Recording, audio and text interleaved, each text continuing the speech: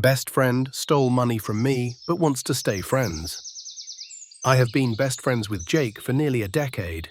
We met in college, became inseparable, and even moved in together for a few years after graduation. About 6 months ago, Jake ran into some financial trouble. He lost his job and was struggling to pay rent, so I covered for him, fully expecting that he'd pay me back once he got back on his feet. A few months passed, and he finally found a new job. I didn't pressure him about the money, but I assumed he'd bring it up himself. Instead, I noticed he started going out more, buying new clothes, upgrading his gaming setup, and even taking a weekend trip with some new friends. I felt weird about it, but didn't want to jump to conclusions. Then last week, I was checking my bank statements and saw a few small withdrawals that I didn't recognize.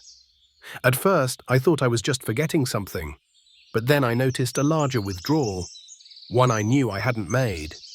I dug deeper and realized that someone had been taking small amounts from my account over the past few months, adding up to nearly $2,000.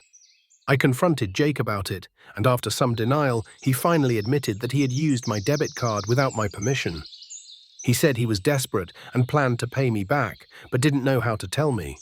He swore that he only did it because he knew I would help him if he asked, but he felt ashamed.